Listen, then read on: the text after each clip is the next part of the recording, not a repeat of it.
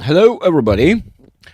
I'm giving you a warning in advance. Today I am really short on time. I am so sorry. You'll have to forgive me, but we'll have to run through this. Oh, and I am planning to cover Palantir just a little bit more than usual, just because of what's going on. I think it is due and necessary.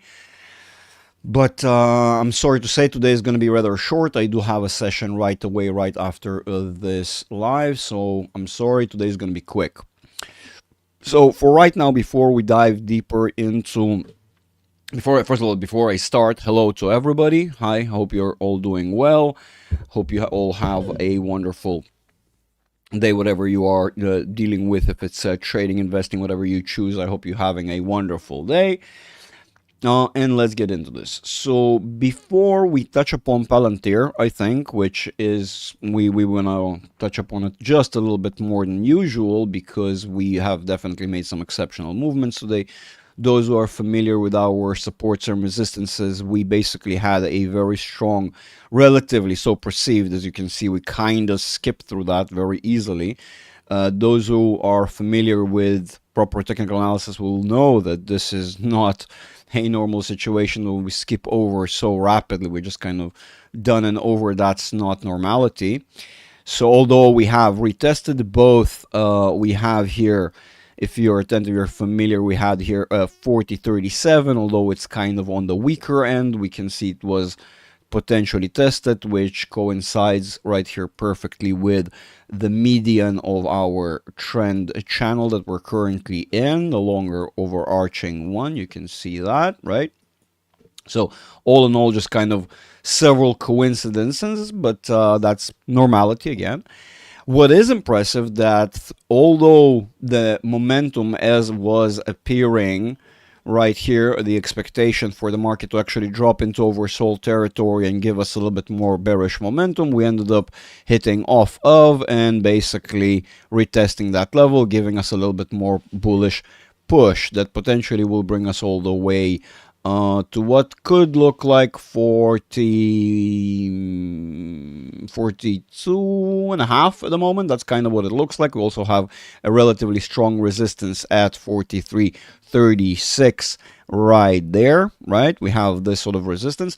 And we do want to talk about Palantir, just kind of look at it and focus, but we still want to have an understanding of what the overall market is doing, because if, when we spoke about this before, if the market is not permissive, does not allow for the overall individual assets to actually move, then it's just like what we said oftentimes. If the soil is poisoned, the plant or the flower, whatever it is, the tree cannot thrive, right?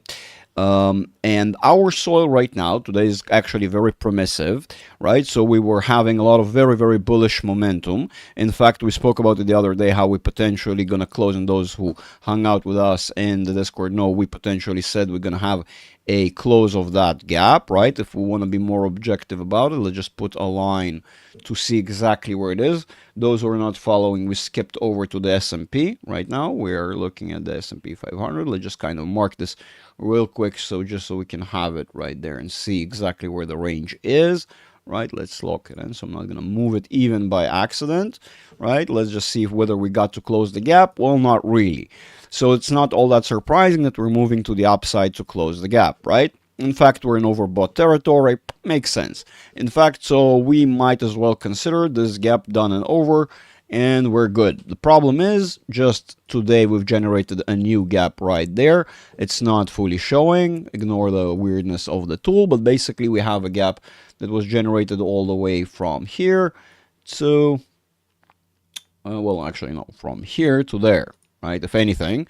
So we have quite a gap to fill in that was generated today. The problem is we have another gap right above us. You see that red area that we have? Look at this, and we have a hole, right? That's really near the all-time high. That's not that abnormal, with the thesis that basically the markets or the institutions are using this opportunity to unload, right? They convince the retail trader that every drawdown has a correction, right? And people are enticed to, oh, buy the dip, buy the dip. Wonderful. That allows the institutions to sell at higher prices, basically dragging on all-time highs again and again and again and again, selling into the buying, if you will, which is very, very smart. If you've been following Nvidia, you know there's a lot of suspicious selling going on. Now, let's look, as we often do, go over the time frames so we can objectively see whether the time frames are giving us an objective perception of the correction to the downside, right? Or what does it give us? Right now, objectively, the 1 minute is bullish, but then again, we know the 1 minute turns around very often, very quickly, so it doesn't matter much. What we should be more attentive to is as we expand to the larger time frame. So now, right now, we have this, right? We have this gap that we've emphasized. Give me a second. Give me a sec, boys and girls. Give me a sec. Give me a sec, sorry.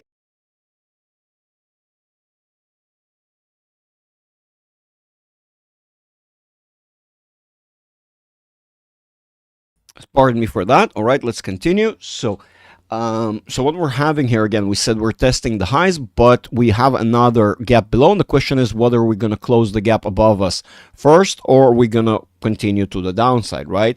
That's kind of the question. The 5 minutes right now is not really indicative of anything. It's just kind of in between.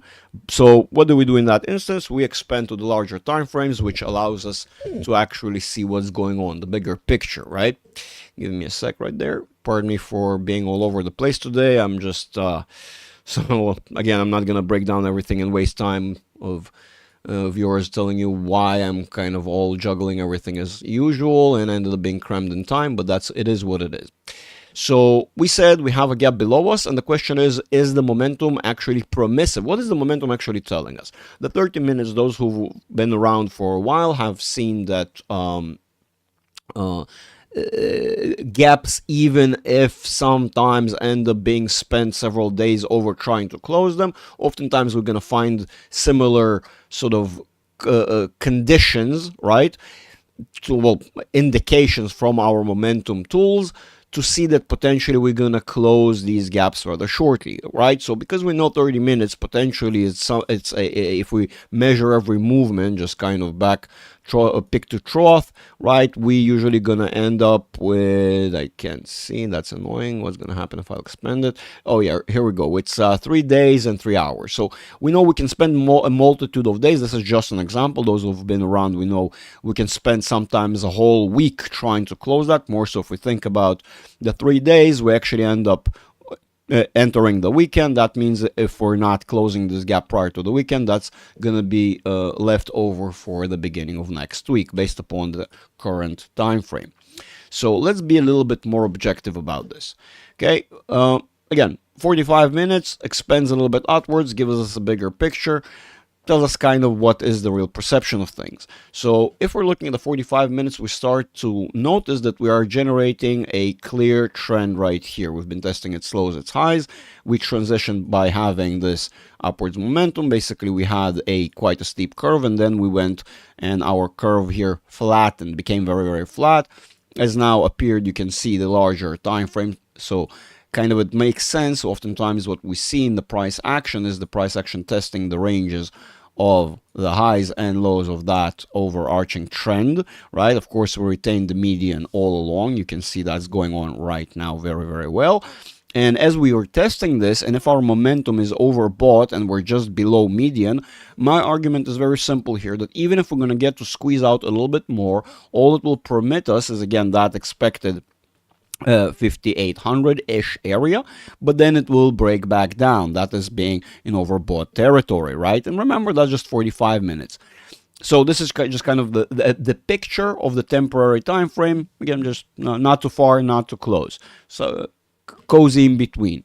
But let's look at what the bigger picture is. So what the larger picture is, if we zoom out a little bit and try and focus and really see what the upcoming week, as we said, what we're trying to see for mostly is the upcoming week.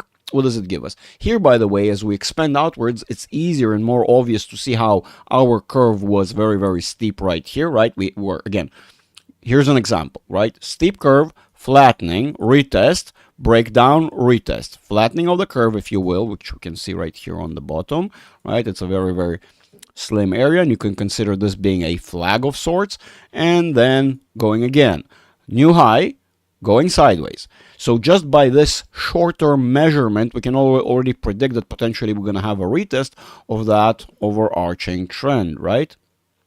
This one. So, and it's normal. Again, we're going to have slippages. Remember, slippages are a normal phenomena. But most of all, you have to notice that we're retaining the median. That is the most important trend that we're retaining as we go. We can see it all along as we switched over. Again, slipped out, of course, came back, retested, and confirmed for quite a long time. You can see we've been doing this since, well, the end of last year, basically, right? The question is, for how long will this trend be retained? Right now, we're seeing that our internal trend, right? We just looked at the larger one, and now let's refocus. We're seeing we have an internal smaller trend, right? A smaller movement inside the larger movement. No problem. And that's how we said, that's how we can end up squeezing out this momentum to the upside that we saw in some of the smaller time frames. Where it's going to go. I mean, it's not just going to go be squeezed into nothingness. There has something to be done. Hey, Midwest, good to see you. So again, in that instance, what we will do, we will try to look further out to see, again, the bigger picture. It's always about the bigger picture.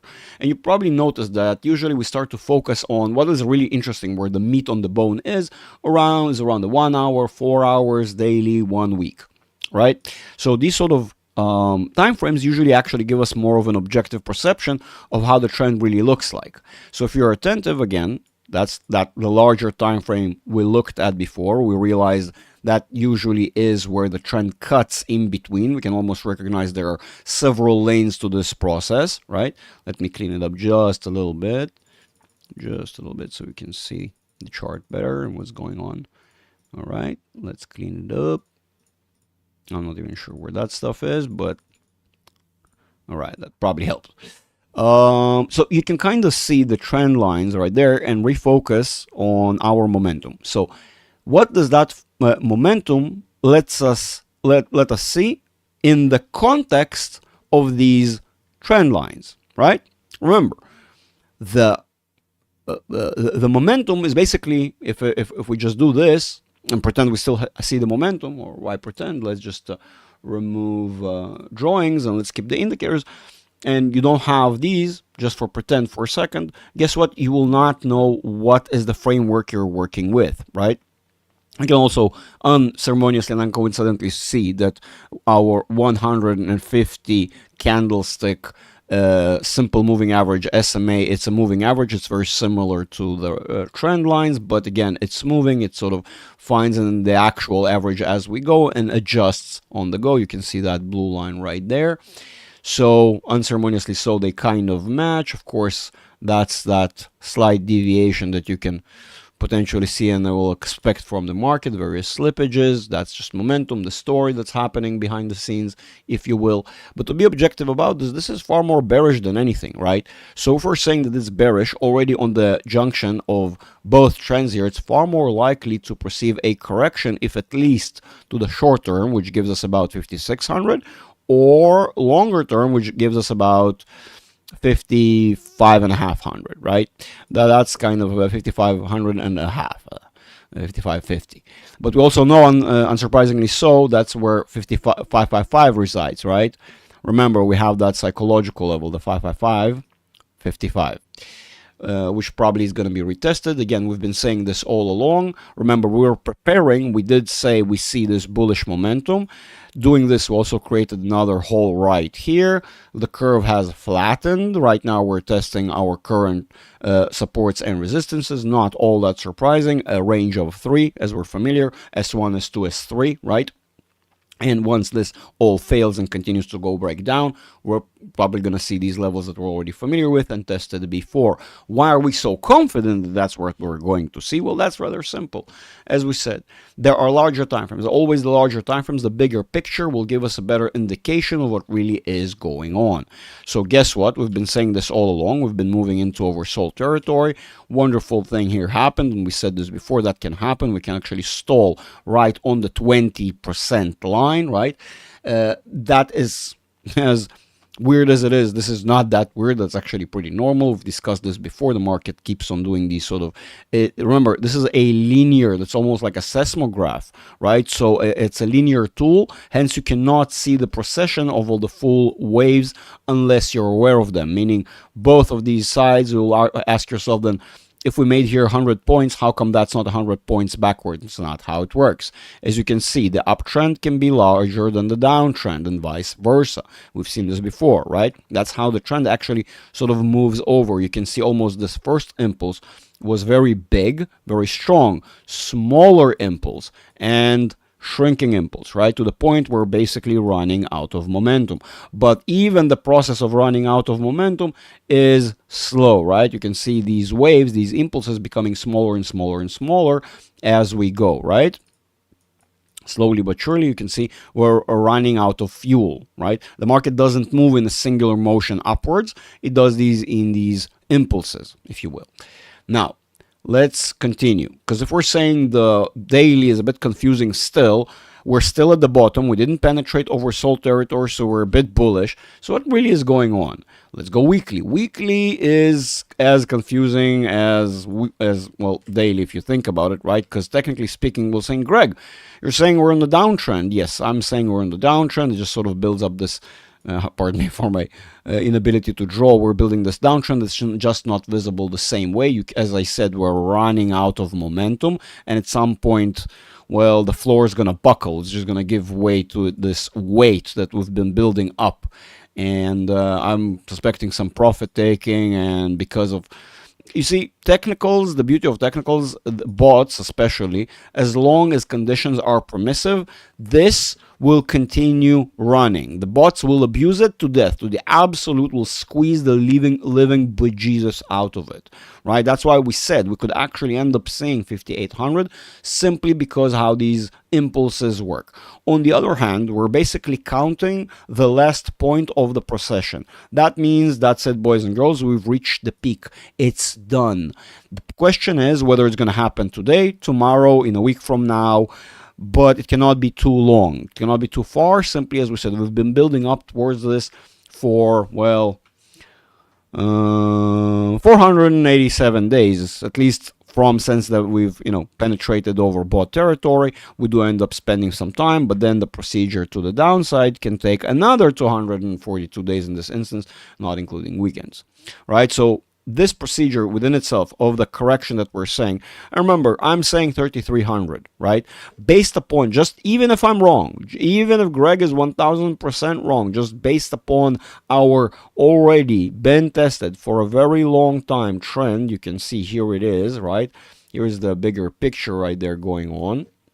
Even if it will be correcting, and if it's not going to be, like I'm saying, in a straight line, right? We're not hitting 3,300 yet, but we're definitely going to break that 4,800 and end up retesting, even if with some slippage. Right here, we're looking at 4,500. That's without the trend overturning, basically, because think about it. If we do make it to 4,500, do you really think that uptrend will retain its structure?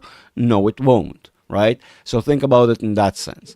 More so, we have been overturning, as I told you guys. Once we're going to hit these highs, we're going to start to see how the curvature here of the bullish momentum on the stochastic RSI will start breaking to the downside. Yes, it doesn't mean it's going to be perfectly aligned with this peak or that peak. I was just kind of, throwing some lines on to give you an idea of things, but still it doesn't change the fact of the matter that you can see we're already starting to flip over. And once these become bearish, guess what? This will flip over, overturn, and will continue dragging us to the downside, bringing us into oversold territory. As we said, that's our prediction. Now, those who are new here and haven't seen the overall prediction, saying like, Greg, why are you saying that? Look at everything, it's so bullish. Because your yearly looks like crap, because our yearly was building up towards this entire time. Those who are not aware don't understand, right? We've been building up towards this thing, and last time we've spent doing a cycle of that nature was from 2000, from the tech bubble, if you will, right into, there was another pickup, an attempt, just that's normality again, very similar to what we're seeing nowadays, and break back down into the housing, or the real estate crash, if you will, right? That's that's the normal procession of these cycles. But you need to understand that you don't just measure the bottom, you have to measure the whole process, right? How long does the whole process take? If we're objective about this process, about 5,115 days.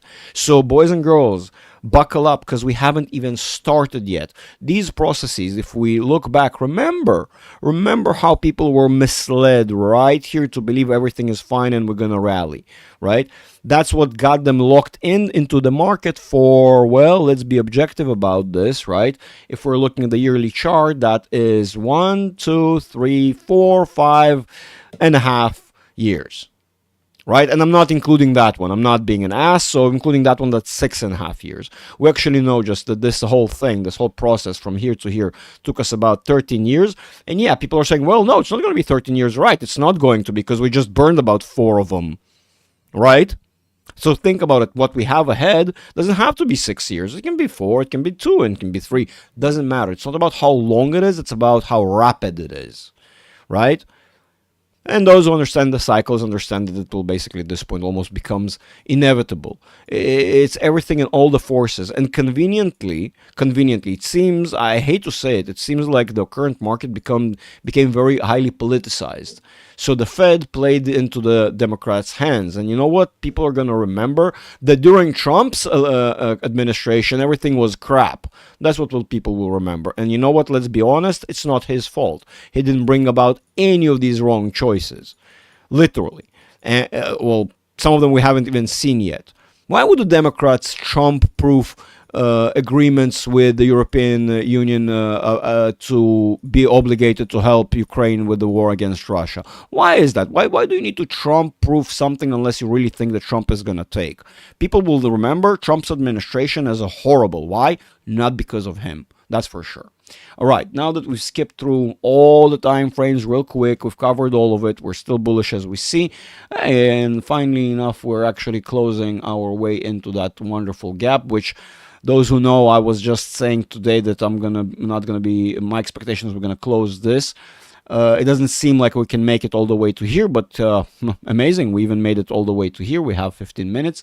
We can even maybe penetrate that second gap. My expectation is very simple. We close this, we might even move a little bit longer. As we said, we spoke about this, those who've been around, we said they can easily, I can see how they drag this out all the way to election. You're like, wait, go a month and a half? Yes, sadly, potentially a month and a half. Will they actually wait and the market will be that well timed? No, that's the problem. The market cannot be too predictable, right? And in essence, I think a lot of people will be very prepared to take action as the outcome of the election comes in. I don't think that the market will actually wait for it and will surprise prior to. It doesn't matter. They will still blame it on elections themselves. It's not going to be necessarily, Democrats' fault. As it's so close to elections, it's going to be elections' fault or some event's fault. Let's hope it's not going to be, let's hope and pray, all of you who are, believers in God, that Trump makes it into the White House, right? That's just all I'm going to say. The conditions, the board is already set, if you will. The question is it going to take actually for Trump to go into power, and actually then we're going to see an actual crash, or it's going to happen prior to? Some of you asking, Greg, what is going to be the event? Some of us are saying energy might skyrocket because geopolitical conditions. Those who didn't notice, quietly, we just climbed, wait, no, I'm going too far. We just climbed the other day to 78, that was, 78 and a half-ish. We retested these levels, so seems like the market is oil is trying to pick back up on the larger time frames. We've discussed this. We're already in oversold territory, far too cold, if you will, or too hot in oversold, meaning this will change trajectory rather shortly. We've seen it on the larger time frames where we actually are in overbought territory and picking up steam, right? So those who are inattentive don't realize that slowly oil is doing its thing and getting ready to burst back up, right? And we're already seeing some retests, as we said. So I'm not going to be surprised if within a week or so we're going to see oil go to about, 80 and maybe above, but around the 80s. I am not going to be surprised if within the week, too, we're going to see oil make it to about 80. Yes, that is the current expectation. Doesn't mean it's going to be fluent. It might be, again, this weird process. That's just how oil is. Somewhat permissive to the indices to have a greener day. If we're looking at the overall market, today is rather green. Not that big of a surprise. The other day I was saying we're probably going to have one of those days, coming in and closing the gaps. Just inevitable. In fact, I will be far more happy to see the gaps get closed for us to have an open slate, so to speak, a clean slate to move to the downside as the market expects, and not be worried about gaps that we've left behind. These are chores, if you will. All right. I am so sorry I'm in such a rush today. SPX easily can go to 5800 plus, absolutely, and there we go, down to 56 approximately. We have I wouldn't call 56, Murat. I would again re-emphasize the 55, hence being psychological, and by this point strong support, and it ends up being so highly magnetic that I'm not going to be surprised if the market will end up having test the 55 instead of the 5600. Not going to be surprised about that at all. Or maybe even using 5600 as a ceiling. So yeah, absolutely. Remember, having another bullish day or another bullish week doesn't change the big picture. Maybe I'm wrong. That's why I'm saying, boys and girls, use your own brains and, just consider the analysis, but make your own decisions. I just got here. TCC. I am so sorry. This one is short. I will be off in like several minutes. I have a one-on-one session. That's why I'm running a bit short today. And here we're going to want to spend the next 10 minutes on Palantir. Look, Palantir has completely broken all expectations. Let's be realistic about this. We have to be objective. Palantir has broken all expectation. And I've said originally, if you look back a couple of videos ago, I said Palantir within itself, it's bullish as all hell, right? I remember even Tom joined. We were just kind of, everybody was joking around. And I said, guys, girls, I don't think we're going to make it to 40. That's where the resistance is. It is impossible to break that. It's going to be so strong. We were still testing 37.90 back then and 38.37, as you can see them on the screen right now. Our actual support I was presenting as that 36.22 or the 36 area, because you see you have 36.04, 36.22, 36.64. So it's a bit of a range right there, a bit of a minefield. That's why I've given it a little bit more credence when it comes to our actual range. We ended up breaking it all together. But the question is, what now, right? Now, again, the momentum, not so weirdly, now that, inclusion of Palantir into the S&P, which, by the way, I think played a big role. If you're attentive, by the way, we completely broke out of the trend and we're, significantly overbought, and oftentimes results in a correction. But more so, I want to reiterate these highs that we already had, and I warned about this, how this entire structure is a gigantic inverted head and shoulders, right? Let me just show you that. It's a gigantic inverted head and shoulders. I was warning about it, but more so what I was saying back then, if you remember, well, actually, to be really more precise, because the shoulder is right here, I was saying that we're not going to get this. My reasoning was that if the indices end up breaking while we're midway right here, I'm going to be completely honest, straightforward. I said this is not going to happen. My prediction was that we will end up breaking on basically it's one of the ranges, and maybe even if we do it as bad as humanly possible, I said, guys, 38, 37, 37.90, that's our range. Yeah, some slippage, certainly. This is not some slippage. This is impressive. Right? In the context of the price, this is very impressive. In fact, we still could be looking at the 45 range being all-time high. But those of you who know, as we are expecting the market to start correcting, and I'm not the only crazy person who sees and knows all this stuff, and we're not the only people who are aware of it. And by the way, this is very bad. This is just how data starts to come in, because when you don't have enough candlesticks to create an average, it has to start somewhere, right? And based upon the average that we got, we're on the upside. Guess what? Oftentimes when that's the phenomena, the next step is to start moving to the downside to create a cycle, right? And we know that's not the actual reading from Palantir. We know that comes from the indices, right? So let's not forget that one little bit. Just remember that we have nothing to look at from over the 3 months, but we know, very simple, if our asset is highly correlated to the indices and this asset is going to be correcting to the downside, guess what? Same thing. It's only a question of how soon. My prediction was that it's going to be soon enough for us not to get that high, right? Basically, the assessment was even if we're going to just completely overshoot and the market will be permissive, as I said, we're going to end up freezing at about 37. That's going to be as best as it can, be for us. Below and behold, Greg can be wrong as well. Again, I'm going to admit that my prediction, right, although calling out all these supports and resistances, you have to admit as well that I have called them out pretty accurately. And if we're going to go granular, we're going to see that I was very correct in terms of levels that are going to be tested. But let's also be frank, it doesn't mean jack shit if at the end of the day we ended up breaking through the levels I said we won't, right? It doesn't mean anything. But I would argue that, boys and girls, and I'm not saying sell. A lot of people are coming to me with that question. Should that mean, should I get rid of my position of Palantir? No, boys and girls. The question is, my reverse ask to you would be very simple. Let's say you want to execute, right? Because conditions are highly elevated. How do you know, Greg? I mean, I've been wrong so far, right? We overshot. Maybe I was lucky somehow. Even knowing part of it is going to happen. So, or whatever. Just, make your own judgment on how is that we overshot my expectation. But the bottom line is, I could be wrong again.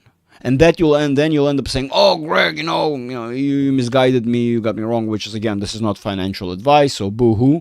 Go cry to, whoever. It's not going to work for you. But instead, it's better be responsible and smart about your own decision-making, right? And I'm going to tell you even that analysts that are very bullish on Palantir right now are starting to doubt and ask questions because this is abnormal no matter how you flip it. Technicals, fundamentals as we're overpriced right now. It doesn't matter how you look at it, right? Even if you're measuring in the balance sheet, we ended up squeezing far more than this lemon can afford to squeeze out. Usually when we do that, what ends up happening is that we pay for it a little bit more than normal around the corner, right? So when around the corner comes in, boys and girls, get prepared. Now, how bad can it get? We know that we don't have any more data to build up a structure that is larger, right? Once we go here onto the daily, weekly, that's it, what we run into this kind of almost wall because this is what we have. And, monthly we still have, right? But the quarterly doesn't give us anything. It's like, we run into a wall at some point, so how can we know? Remember, if these structures are identical on the same time frames to our indices, right? Just to kind of give you an idea what we're looking at, right? Look at the structure. Look at the indicator, right? Look at the structure. Yes, it's, far quicker if you really want to be objective about this. But still, right? Look at this, and look at this, right? Does that, look similar enough to you? All right, drawings. Let's just do that so you can see the indicator. Hyper focus on this. Okay? And if we're saying we cannot be biased like that, right? If we're saying that this indication is for a deeper correction and that one will take at least a year and then some, at least. Remember, we're saying a bare minimum of, right? A year, which we're predicting to happen, take place here. I'm not gonna hate and say anything, but what they've done is this artificial situation where the minor correction happened to take place during the Dems administration, the over pushing happened during the Dems administration, and the recessionary effect will come in Trump's administration. This is such an artificial situation.